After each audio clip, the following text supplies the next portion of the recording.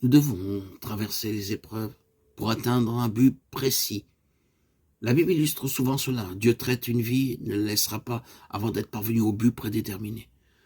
Dans sa manière d'agir à l'égard de Job, il a permis que tout son gros bétail lui soit enlevé. Mais cela n'a pas conduit Job au but fixé par Dieu.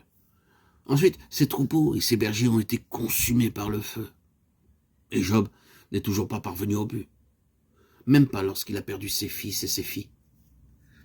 Il n'est pas non plus sorti de l'épreuve, lorsqu'il était couvert d'ulcères de la tête à la plante des pieds. Mais le jour est arrivé où ses lèvres ont été réduites au silence, dans la soumission à Dieu. Et les épreuves de Job ont laissé place à une fin glorieuse. Jacques, dans son épître, y fait référence en disant « la fin du Seigneur ». La traduction littérale de Jacques 5,11 nous enseigne. Nous voyons que ce n'est pas la somme d'épreuves qui importe, mais c'est que le Seigneur parvienne à sa fin à travers elle.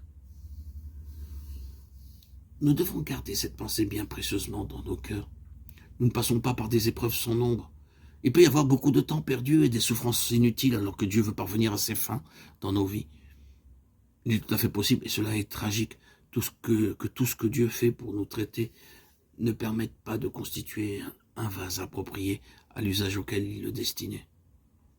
L'argile peut être modelée, remodelée dans les mains du potier. Elle peut passer par le feu à plusieurs reprises. Et pour finir, constituer seulement des fragments sans utilité. Mais notre espérance, c'est que le facteur temps et les épreuves étant préordonnés par lui, la finalité sera un vase d'honneur sanctifié pour l'utilité du Maître. Job non seulement est passé par beaucoup d'épreuves, mais le jour est venu où il y a eu une nouvelle activité divine dans sa vie, et cette œuvre a introduit un changement radical en lui. L'intention de Dieu dans sa façon d'agir envers nous, ce n'est pas seulement de nous accorder une plus grande mesure de sa vie pour faire face aux situations que nous rencontrons. Il désire nous remodeler intérieurement par sa vie. Il est un fait que la vieille création ne peut pas être changée, doit demeurer à la croix. Mais il est tout aussi vrai que maintenant nous avons la vie d'une nouvelle création en nous. Cette réalité est enseignée dans la parole de Dieu. En plaçant cette nouvelle vie dans l'homme, Dieu rend possible qu'il soit aussi transformé. L'homme peut être changé dans sa constitution. Il y a une différence entre le chrétien et le non-chrétien. Pas seulement parce que le chrétien possède la vie divine et que le non-chrétien ne la possède pas, mais parce que, à cause de l'activité de la vie divine, l'être intérieur du chrétien est transformé. Ce fait est vrai dans le domaine naturel. Lorsque deux personnes sont ensemble, elles s'influencent réciproquement. Puisqu'il en est ainsi, ce serait étonnant de voir que quelqu'un vit avec Dieu et qu'aucun changement n'intervienne dans sa vie au bout d'un certain temps. C'est le changement fondamental que nous désirons voir dans tous ceux qui ont reçu la vie divine. Nous avons l'espérance que jour après jour, par l'œuvre intérieure de l'Esprit de Dieu, une transformation incessante s'opère pour que nous soyons utiles pour lui, afin de pouvoir apporter aux autres. Nous ne nous attendons pas à une augmentation de la connaissance de la parole de Dieu.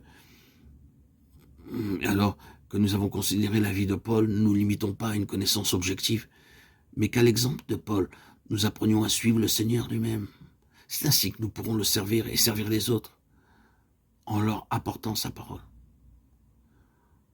Un chrétien qui est spirituellement riche, c'est quelqu'un qui est illuminé intérieurement.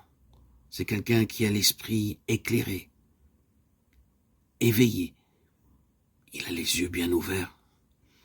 Ce qui a été appris jour après jour pendant une certaine période a été formé dans sa vie et peut être exprimé par des paroles qui enrichissent d'autres vies. Dans sa lucidité, son discernement, par l'éclairage qu'il peut donner à ses frères et sœurs qui le côtoient. C'est de cette manière que nous sommes qualifiés pour le ministère de la parole de Dieu. Souvent, lorsque nous sommes sous sa main, nous sommes perplexes et sans comprendre ce qui nous arrive. Mais quand parvient le terme de ce qu'il désirait faire en nous, nous sommes alors éclairés intérieurement. En acceptant sa manière de nous traiter, nous avons mûri dans la foi et l'obéissance et nous recevons ce collier tellement précieux, nécessaire pour nos vies. Je te conseille d'acheter de moi un collier afin que tu vois. Apocalypse 3, 18.